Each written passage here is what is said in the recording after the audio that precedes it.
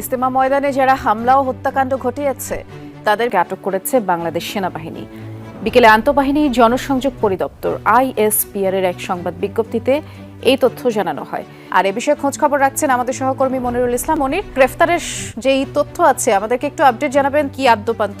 নুসরাত, আপনি জানেন যে গত পরশু রাতে টঙ্গী বিশ্ব ইজতেমায় সাদপন্থীরা তারা হামলা করে সেখানে তাবলিগের প্রায় অনেক অনুসারীদেরকে হত্যা করে ফেলেছে নৃশংসভাবে। কিন্তু পরবর্তীতে এখন জানা গেল যে আসলে মূলত এই সাদপন্থীরা ভারত ও আওয়ামী লীগের সাথে আতাত করে তাদের ইন্ধনেই মূলত এই বিশ্ব ইজতেমাকে বন্ধ ও দেশকে অস্থিতিশীল করার জন্যই এই হামলা করেছে। সে কারণেই এই হত্যাকাণ্ডের যারা মাস্টার মাইন্ড বা নির্দেশদাতা অর্থাৎ সাদপন্থীদের নেতা, তাদেরকে কিন্তু ইতিমধ্যেই গ্রেফতার করা হয়েছে। সাদপন্থীরা হলো ওপারের এজেন্ট, অর্থাৎ ভারতীয় সমর্থিত। সাদপন্থীদেরকে ওপারের এজেন্টরা বাংলাদেশে মানুষের মধ্যে এই সন্ত্রাস ছড়িয়ে দেওয়ার প্রেসক্রিপশন দিয়েছে। যারা হত্যাকাণ্ডের সাথে জড়িত তাদের তো অবশ্যই আইনের আওতায় আনতে হবে। এতে তো কোনো ছাড় দেওয়ার কোনো অবকাশ নাই। খুনিদের তো কোনো অবস্থায় ছাড় দেওয়ার কোনো অবকাশ নাই। আলহাজ সৈয়দ ওয়াসিফুল ইসলাম উনি কে? উনি ডেইলি স্টার পত্রিকার সম্পাদক মাহফুজা নামের স্ত্রী শাহিনা নামের ছোট ভাই। তাবলিগের এতাতি গ্রুপের মুরব্বী সৈয়দ ওয়াসিফুল ইসলাম সামনের সারির ডানি বসা, দেখা দেন এডিটর সাহেব। পেছনের সারিতে বসা সৈয়দ ওয়াসিফুল ইসলামের বোন দিল্লি স্টারের সম্পাদক মাহফুজা নামের স্ত্রী, তার পেছনে দাঁড়ানো মাহফুজা নাম, এবং বাম পাশে এতাতি গ্রুপের অপর নেতা মুফতি ওসামা ইসলাম।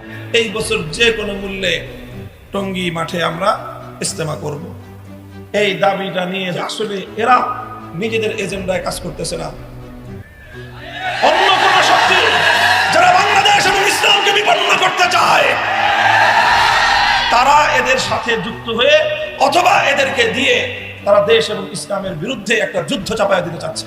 সাম্প্রদায়িক সেই যুদ্ধ বাজিয়ে দিতেই এতদিন ষড়যন্ত্র করেছিল ভারতীয় উগ্রবাদীরা, কিন্তু তারা ষড়যন্ত্র করে দেখলো যে বাংলাদেশের ইসলামপ্রিয় ও দেশপ্রেমিক জনতা কিছুতেই তাদের উস্কানি ও ষড়যন্ত্রে পা দিচ্ছে না।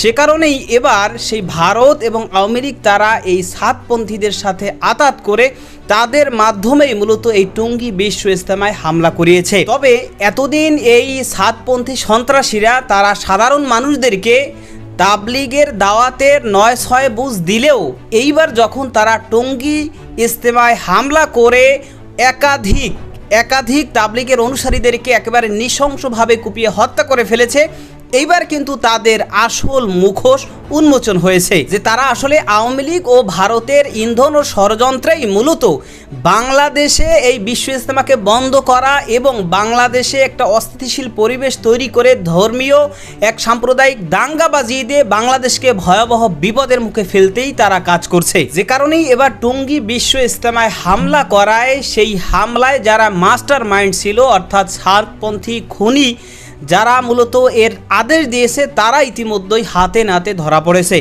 দর্শক, এ বিষয়ের কিছু অংশ ভিডিওর শুরুতে শিরোনামে আপনারা দেখে এসেছেন, বিস্তারিত দেখবেন পুরো ভিডিও জুড়ে। বিষয়গুলো দেখার পূর্বে আপনাদের একটা অনুরোধ করব, যারা আমাদের চ্যানেলে নতুন আসছেন চ্যানেলটি সাবস্ক্রাইব করে অল ক্লিক করে বেল আইকনটি চালু করে দিবেন, তাহলে নিত্য নতুন পরিবেশন করা আলোচিত সংবাদগুলো অটোমেটিকভাবে আপনারা পেয়ে যাবেন।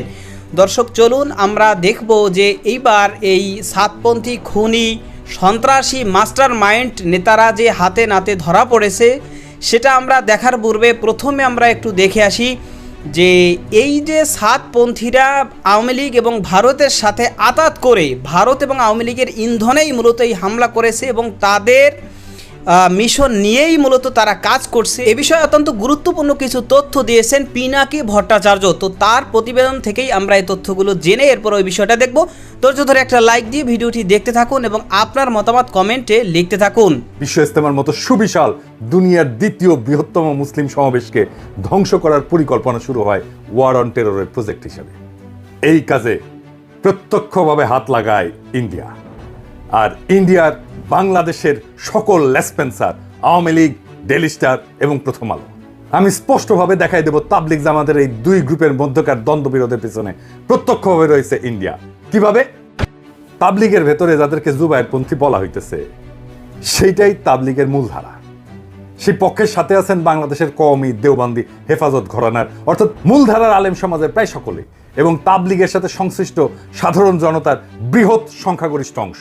আবার ইন্টারেস্টিং ব্যাপার হইতেছে, এই পক্ষ আদর্শগত এবং মনস্তাত্ত্বিকভাবে শেখ হাসিনার ফ্যাসিবাদী শাসন এবং ভারতীয় আধিপত্যবাদের ঘোর বিরোধী। এই পক্ষই তাবলিগের মধ্যে বৃহৎ সংখ্যাগরিষ্ঠ এবং সবচেয়ে প্রভাবশালী অংশ। 2 নাম্বার, তাবলিগের ভেতরে যাদেরকে এতাতি বা সাতপন্থী বলা হইতেছে, এই পক্ষের সাথে যারা আছেন তারা আওয়ামী ফ্যাসিবাদের অংশ, সহচর এবং ভারতপন্থী হিসেবে পরিচিত। এই পক্ষের সাথে যারা আছেন তাদের বড় অংশই সেকুলার এডুকেশনে শিক্ষিত। মূলধারার সুপরিচিত আলেমদের কেউই এই পক্ষের সাথে নাই। এই পক্ষের নেতৃত্বে বা সামনের সারিতে যারা আসেন তাদের কয়েকজনকে আমরা দেখি। আলহাজ সৈয়দ ওয়াসিফুল ইসলাম, উনি কে? উনি ডেইলি স্টার পত্রিকার সম্পাদক মাহফুজা নামের স্ত্রী শাহিনা নামের ছোট ভাই। একজন মুক্তিযোদ্ধা, মানুষ হিসাবে খারাপ না, কিন্তু ওই যে মুক্তিযোদ্ধার ট্রেনিং আছে তো ইন্ডিয়ায়, তাই ইন্ডিয়ার ইন্টারেস্টের পাশে উনি দাঁড়াইছেন। ছবিতে দেখেন তাবলিগের এতাতি গ্রুপের মুরব্বী সৈয়দ ওয়াসিফুল ইসলাম, সামনের সারির ডানি বসা, দেখা দেন এডিটর সাহেব। পেছনের সারিতে বসা সৈয়দ ওয়াসিফুল ইসলামের বোন, দিল্লি স্টারের সম্পাদক মাহফুজা নামের স্ত্রী, তার পেছনে দাঁড়ানো মাহফুজা নাম। বাম পাশে এতাতি গ্রুপের অপর নেতা মুফতি ওসামা ইসলাম, পাগড়ি পরা, আর মৌলানা আবু রেজা নদভি, আওয়ামী লীগের এক ভোট ডাকাত এমপি। আর কে? সাতক্ষীরা জেলার আওয়ামী লীগের ভারপ্রাপ্ত সভাপতি কাজী ইর্তেজা হাসান। আমরা তার পরিচয় আরো বিস্তারিতভাবে দেখব। আর কে? মুফতি ওসামা ইসলাম, সাতপন্থী অংশের অন্যতম মুরব্বী সৈয়দ ওয়াসিফুল ইসলামের ছেলে, মৌলানা মুয়াজ বিন রুল। এই সকলে, এরা সকলেই আওয়ামী ফ্যাসিবাদের সমর্থক এবং খুনি হাসিনা সরকারের ঘনিষ্ঠ হিসেবে পরিচিত। বিগত 15 বছরের দুঃশাসনের আমলে রাষ্ট্রীয় ছত্রছায়ায় এরা বাইরে উঠছে। এই তাবলিগের এই বর্তমান সংকটে কারা ইন্ধন যোগাচ্ছে? ভারতের আগ্রাসী হিন্দুত্ববাদী শক্তি এই অঞ্চলে ইসলাম এবং মুসলমানদেরকে দাবায় রাখতে নানা কর্মকাণ্ড চালাইছে, আপনারা জানেন। এর অংশ হিসেবে তারা নীরবে এবং সুশৃঙ্খলভাবে ইসলামের প্রচার, প্রসার এবং দাওয়ার কাজ চালায় যাওয়া প্রভাবশালী সংগঠন তাবলিগ জামাতে বিভেদ, বিরোধ এবং বিবাদ ঘটায় একে দুর্বল করার একটা মিশন হাতে নেয়, ওয়ার অন টেররের পরিকল্পনার অংশ হিসেবে। ভারতের প্রেসক্রিপশনের পাশাপাশি আওয়ামী ফ্যাসিবাদী সরকারও এই ইসলামপন্থীদের মাঝে বিভেদ, বিবাদ, বিশৃঙ্খলা তৈরি কইরা নিজেদের ক্ষমতাকে হুমকি মুক্ত রাখতে বাংলাদেশের তাবলিগের সংকট সৃষ্টি করে, সংকটকে জিয়ায় রাখার কৌশল গ্রহণ করে। অথচ আপনারা যদি ইতিহাস দেখেন, দেখবেন তাবলিগ জামাতের কার্যক্রম প্রচলনের শুরু থেকে 2016 সালের আগ পর্যন্ত তাদের মাঝে কোনো মতাদর্শগত বিভেদ, কোনো বিবাদ, কোনো বিশৃঙ্খলা ছিল না।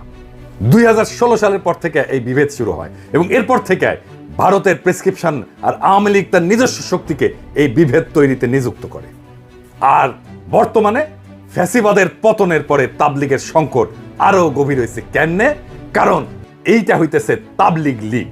আসেন আমরা তাবলিগ লীগটা দেখি, কারা কারা এই তাবলিগ লীগ। আওয়ামী ফ্যাসিবাদী সরকারের পতনের পর বিচারক লীগ, আনসার লীগ, গার্মেন্টস লীগ, রিক্সা লীগ, ছাত্র লীগ, ইসকন লীগ, এগুলোর মাধ্যমে বিপ্লব এবং জন অভ্যুত্থানকে নস্যাৎ করা এবং অন্তর্বর্তী সরকারকে ব্যর্থ করার দেশবিরোধী নানা চক্রান্তের মতোই ভারতের মদতপুষ্ট আওয়ামী ফ্যাসিবাদীরা তাবলিগের এতাতি গোষ্ঠীকে দিয়া একটা বড় গোলযোগের চেষ্টা করতেছে। এই এতাতি গ্রুপ একটা অতি ক্ষুদ্র অংশ, অথচ এদের শক্তিকে ফুলায় ফাপায় বড় করে দেখানোর চেষ্টা করা হয়। মাহফুজা নামের ঘনিষ্ঠ আত্মীয়তা সূত্রে ডেইলি স্টার এবং প্রথম আলো এই সংকটের শুরু থেকেই এতাতিদের পক্ষে নিয়ে তাদের অনুকূলে প্রচুর নিউজ প্রচার করে এবং ইন্ধন যোগায় আসে। এডিটর সাহেব, তাবলিগের এতাতিদের পক্ষে প্রথম আলো লিখা সার্চ দেন তো গুগলে, কার নিউজ আসে দেখেন। আপনি গত কয়েকদিনে প্রথম আলো সংবাদ পরিবেশনের চিত্র দেখলে বুঝবেন এই সার্চ দেওয়ার পরে।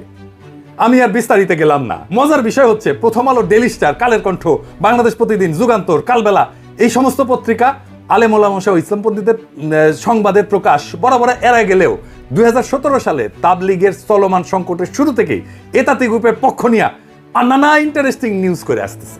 এখন এই মুহূর্তে তাবলিগের এই দুই গ্রুপের বিভেদ কোন পর্যায়ে আছে, এইটা আমার দর্শকদের একটু জানা থাকা দরকার। আমি যতটুকু অনুসন্ধান করে পাইছি সেটার ভিত্তিতে আমি বলতেছি, আপনারা বাস্তবতার সাথে মিলায় দেখবেন। তাবলিগ জামাতের দুই পক্ষের সার্বিক পরিস্থিতি বর্তমানে যে জায়গায় ঠেকছে, এতে করে এই দুই পক্ষে ঐক্যবদ্ধ করা আর সম্ভবপর না।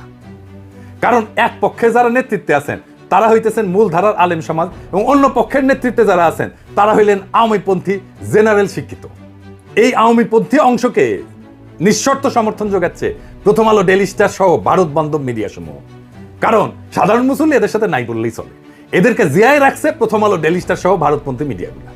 এই যে বিবাদে যদি দেশ বরণ্য গ্রহণযোগ্য আলেম এবং দায়িত্বশীল বর্গ আগায়ও আসে, এই দুই পক্ষকে ঐক্যবদ্ধ করার উদ্যোগ সফল হবে এটা কখনো আশা করা যায় না।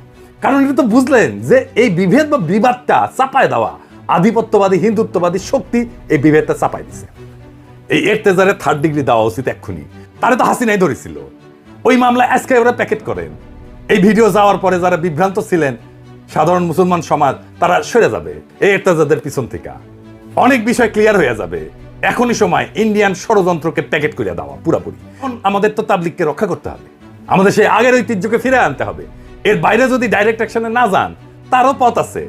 সরকার গ্রহণযোগ্য আলেমদেরকে নিয়ে একটা উদ্যোগ নিতে পারে, সেই ক্ষেত্রে জাতীয় স্তরে গ্রহণযোগ্য এবং তাবলিগের বাইরের আলেমদেরকে সম্পৃক্ত কইরা মতামত বা পরামর্শ চাওয়া যেতে পারে এবং তাদের মাধ্যমে পাওয়া প্রস্তাবনা দিয়া সমাধানের উদ্যোগ নেওয়া যেতে পারে।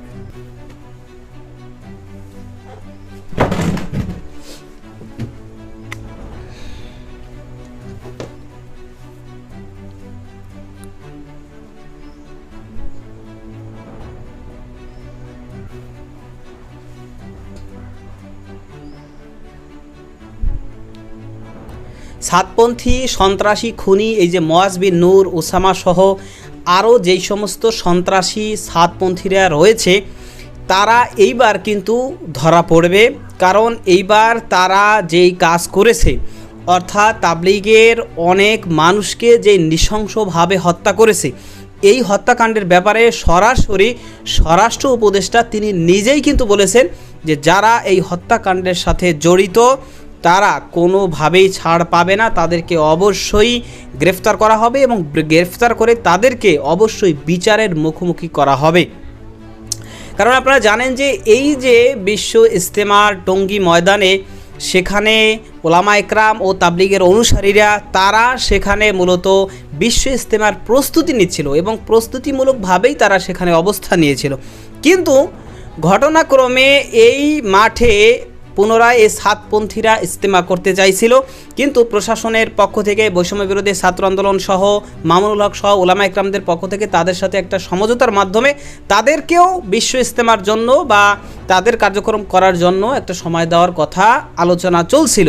কিন্তু এর মধ্যেই হঠাৎ করে এই গভীর রাতে এবং রাতের শেষ অংশে যখন মানুষ সেখানের ওলামা একরাম এবং তাবলিগের অনুসারী তারা মাঠে ঘুমন্ত অবস্থায় রয়েছে, সেই অবস্থায় এই খুনি সন্ত্রাসী হামলাকারীরা তারা চতুর্দিক থেকে লাঠি সোটা অস্ত্রশস্ত্র বিভিন্ন কিছু নিয়ে তারা কিন্তু ইজতেমার ময়দানে ঢুকে এবং ইজতেমার ময়দানে ঢুকে এই নিরীহ ওলামা একরাম ও তাবলিগের অনুসারীদেরকে কুপিয়ে নৃশংসভাবে তারা হত্যা করে ফেলে এবং শত শত হাজার হাজার মানুষকে তারা আহত করে।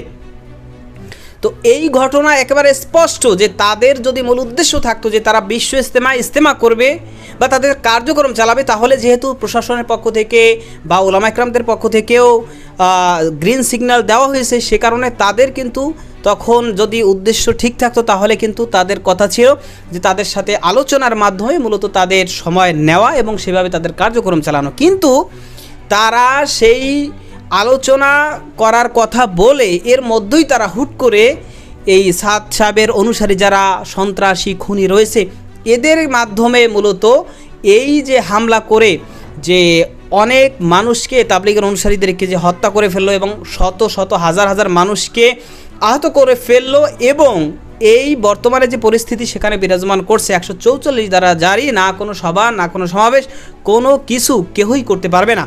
অর্থাৎ এর মাধ্যমেই কিন্তু বাংলাদেশের মানুষ এখন স্পষ্টভাবে বুঝে গিয়েছে যে এরা মূলত কাদের এজেন্ডা নিয়ে মাঠে নেমেছে, কাদের মিশন নিয়ে মূলত এরা কাজ করছে। তাদের এজেন্ট এবং তাদের মিশন নিয়ে কাজ করছে বিধায় কিন্তু তারা এই হামলা করেছে এবং এই নৃশংস ঘটনা ঘটিয়েছে। এবং একটা আশ্চর্য বিষয় হচ্ছে তারা এই হত্যাকাণ্ডের ঘটনা ঘটিয়ে এরপরে তারা মিডিয়ায় কিন্তু স্পষ্ট আকারে বলতেছে যে আসলে এই ওলামা একরাম এবং তাবলিগের অনুসারী যারা মূলধারার তারা মূলত নিজেরা মারামারি করে এরপরে আমাদের উপরে দোষ দিতেছে, দায় চাপাই দিতেছে। এই কথাটা কাদের কথা? আমরা দীর্ঘ 1.5 যুগ ধরে কাদের মুখে এই কথাগুলো আমরা শুনছি। তো এখন বুঝেন যে এই কথাগুলো তাদের মুখ থেকে বের হচ্ছে, অর্থাৎ মানে কি যে তারা যে কাদের এজেন্ডা নিয়ে মাঠে নেমেছে, কাদের মিশন বাস্তবায়ন করছে, এটা বাংলাদেশের জনগণের এখন আর বুঝতে বাকি নাই। সে কারণেই কিন্তু এখন সরাসরি বাংলাদেশের জনগণ তাদের বিচার তো দাবি করে এবং পাশাপাশি এই সাতপন্থীদেরকেও নিষিদ্ধ সন্ত্রাসী সংগঠন হিসেবে এদেরকে নিষিদ্ধের দাবিও অনেকে তুলে। তো এই বিষয়ে আপনার মতামত কি এবং আজকে যে তথ্যগুলো দেখলেন সম্পর্কে আপনার মতামত কি সেটা কমেন্ট সেকশনে জানাতে পারেন। ভালো থাকবেন, সুস্থ থাকবেন, দেখা হবে নতুন কোনো ভিডিওতে, কথা হবে নতুন কোনো বিষয়ে। আজকে পর্যন্তই, আসসালামু আলাইকুম ওয়া রাহমাতুল্লাহ।